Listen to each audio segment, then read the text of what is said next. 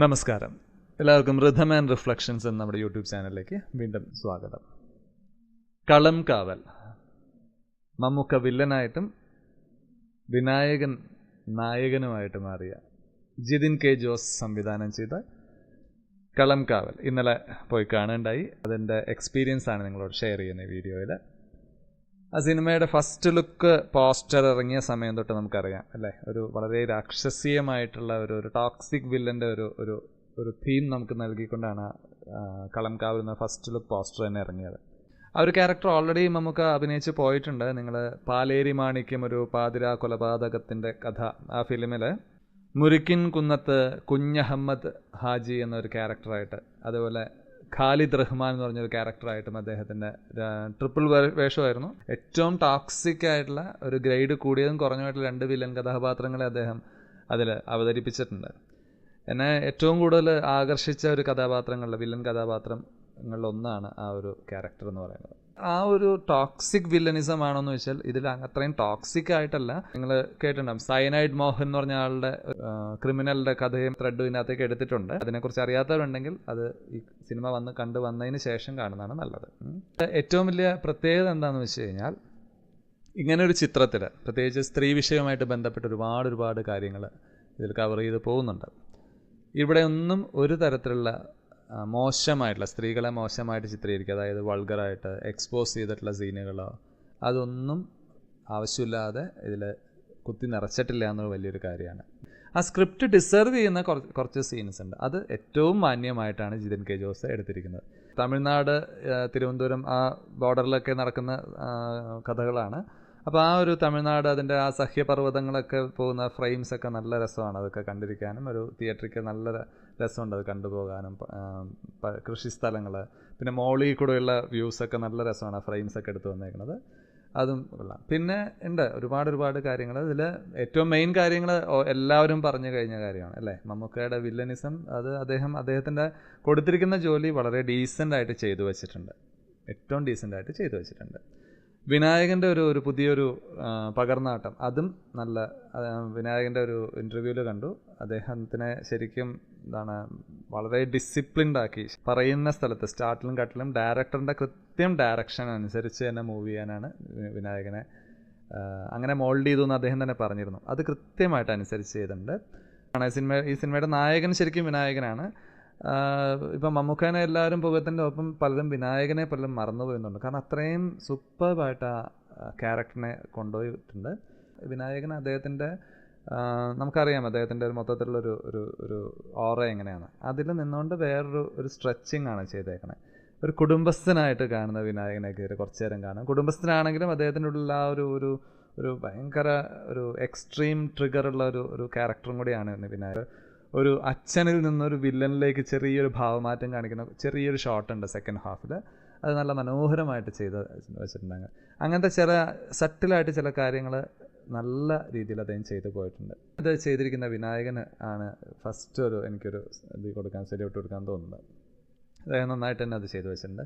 അതേപോലെ ഒരുപാട് സ്ത്രീ കഥാപാത്രങ്ങൾ ഇതിൽ വന്നു പോകുന്നത്. ചിലവരൊന്നും അറിയില്ല. ഏറ്റവും പുതിയത്, ഏറ്റവും റിയലിസ്റ്റിക് ആയിട്ട് ഈ തമിഴ്നാട്ടിലുള്ള പെൺകുട്ടികൾ, അതിൽ കേരളത്തിലുള്ളവർ, ഇതൊക്കെ ഓരോന്നും സെലക്റ്റഡ് ആയിട്ട് പലരും ഇത് വരുന്നുണ്ട്. അടുത്തത് വരുന്നത് ഏറ്റവും വലിയ പ്രത്യേകത, ഈ ഫിലിം ഡിസേർവ് ചെയ്യുന്നൊരു BGM ഉണ്ട്. ആ BGM ആണ് ഇതിൻ്റെ ഏറ്റവും വലിയ ആത്മാവ് എന്ന് പറയുന്നത്. ഈ സിനിമയുടെ ഏറ്റവും വലിയ ആത്മാവ് അതിൻ്റെ മറ്റ് ആക്ടിങ് പോർഷൻ മാറ്റി വെച്ചിട്ട് അതിൻ്റെ ടെക്നിക്കൽ ടേംസ് എടുത്ത് ഏറ്റവും വലിയ ഒരു ബാക്ക് ബോണായിട്ട് നിൽക്കുന്നത് BGM ആണ്. ആ സീൻസ് അല്ലെങ്കിൽ മമ്മൂക്ക അഭിനയിക്കുന്ന ആ ഒരു ഫീലിങ്സ് ഡിസേർവ് ചെയ്യുന്ന, അതിന് ആപ്റ്റായിട്ട് വളരെ പവർഫുള്ളായിട്ടുള്ള മ്യൂസിക് BGM ആണ്. മുജീബ് റഹ്മാൻ ആണ് അത് ചെയ്തേക്കുന്നത് തോന്നുന്നു. പേര് കൃത്യമാണെന്ന് എനിക്കറിയില്ല. അദ്ദേഹം ചെയ്തേക്കുന്നത് അത് വെൽ ക്ലാസ് ആയിട്ട് ചെയ്തിട്ടുണ്ട്.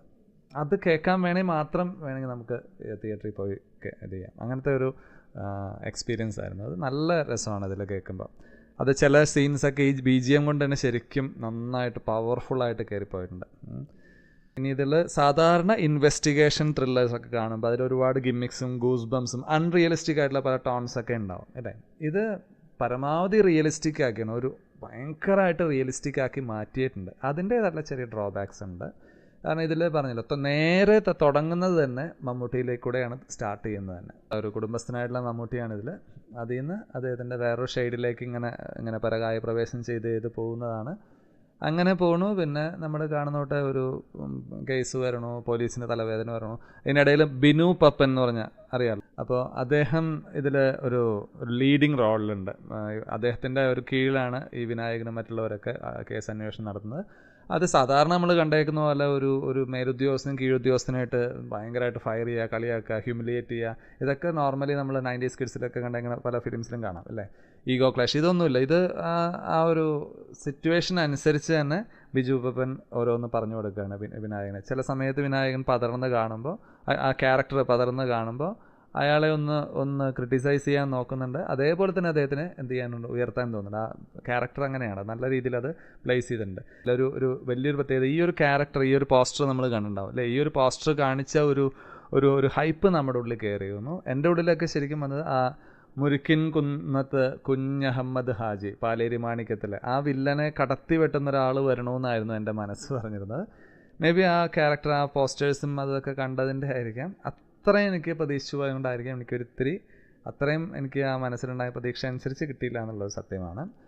എങ്കിലും ജസ്റ്റ് ഓക്കെ എന്ന് പറയാനുള്ളൂ. കാരണം ഈ ഒരു ഫിലിമിൽ നമുക്ക് അദ്ദേഹത്തിൻ്റെ നടനെ വെല്ലുവിളിക്കുന്ന ഒരുപാട് സാധനങ്ങളൊന്നും ഇതിൻ്റെ അകത്തില്ല എന്നുള്ളത് സത്യമാണ്. ഇപ്പം ഒരുപാട് ക്യാരക്ടേഴ്സ് അദ്ദേഹം ചെയ്തിട്ടുണ്ടെങ്കിലും അദ്ദേഹത്തെ വെല്ലുവിളിക്കുന്ന രീതിയിലുള്ളൊരു ഇതിൻ്റെ ഒന്നും ആവശ്യമില്ല. കാരണം അത്രയും എക്സ്ട്രീമിലേക്ക് പോകുന്നുണ്ട്. പക്ഷേ വേറൊരു കാര്യം, ഈ ഒരു ഫിലിം എന്ന് പറയുന്നത് ഇപ്പോൾ അഞ്ചാം പാതിര എന്ന് പറയുന്ന സിനിമയുടെ ഒരു ഫാൻ ബേസ് നമുക്കറിയാം അല്ലേ. ഒരു കോണ്ടന്റ് വെച്ച് തന്നെ അത് വേറെ ലെവലിലേക്ക് പോയിരുന്ന ഫിലിമാണ്.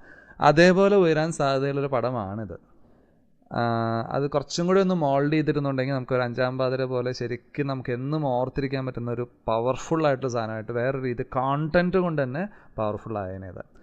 അത് എനിക്കൊരു സജഷൻ, അത് എനിക്ക് എത്രത്തോളം ശരിയാണെന്ന് അറിയില്ല. എനിക്ക് തോന്നിയൊരു കാര്യം, മമ്മൂട്ടി സൂപ്പറായിട്ട് അത് ചെയ്തിട്ടുണ്ട്. എങ്കിലും ഈ ഒരു ക്യാരക്ടറിനെ, സ്റ്റാൻലി ദാസ് എന്നാണ് ആളുടെ പേര്, വില്ലൻ്റെ പേര്, ആ ഒരു ക്യാരക്ടറിനെ സിദ്ദിഖോ ഫഹദ് ഫാസിലോ അങ്ങനെയുള്ള ആരെങ്കിലും കൊണ്ടും ഒന്ന് ചെയ്തിരുന്നെങ്കിൽ. ഇപ്പം മമ്മൂട്ടി ഓൾറെഡി ഇദ്ദേഹത്തെ പോലെ ആൾ ഒരുപാട് വലിയൊരു അവസ്ഥകളിലേക്ക് കടന്നു കഴിഞ്ഞു. നടന്ന രീതിയിൽ ഏറ്റവും പീക്സിൽ നിൽക്കുന്ന ആളാണ്.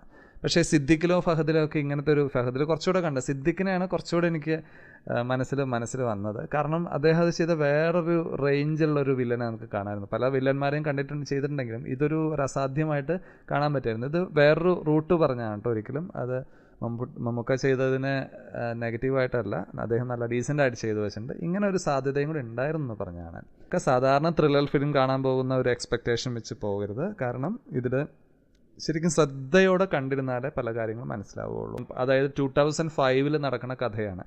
അപ്പോൾ അന്നത്തെ ടെക്നോളജി, അന്നത്തെ പല കാര്യങ്ങളും ഇതിലേക്ക് കണക്ട് ചെയ്തിട്ടാണ് ചെയ്തിരിക്കുന്നത്.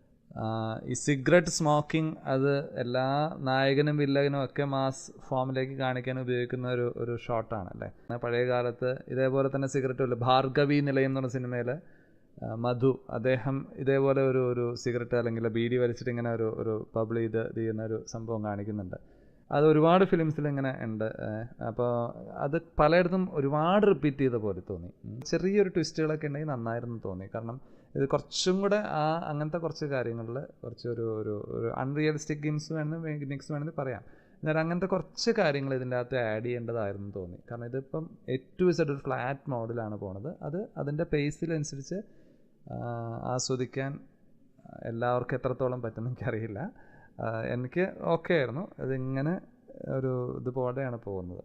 അപ്പോൾ അങ്ങനത്തെ കുറച്ച് കാര്യങ്ങൾ ഇതിൽ നന്നാക്കിയിരുന്നുവെങ്കിൽ ഇതൊരു വേറൊരു ലെവലിൽ നിൽക്കുന്ന ഫിലിമാണ്. നോർമൽ ഒരു ത്രില്ലർ ഫിലിം കാണുമ്പോൾ കണ്ണൂർ സ്ക്വാഡോ അല്ലെങ്കിൽ റൊഷാക്കോ വേറൊരു ലെവലിലുള്ള ഫിലിമാണ്. അല്ലെങ്കിൽ അങ്ങനത്തെ ഇപ്പോൾ CBI ഡയറിക്കുറിപ്പ് അങ്ങനത്തെ ഫിലിംസൊക്കെ ഉണ്ടല്ലോ, ത്രില്ലർ ഇൻവെസ്റ്റിഗേഷൻ, ഇപ്പം അല്ലെങ്കിൽ മെമ്മറീസ് ഒക്കെ പറയുന്ന പോലത്തെ അതുപോലെ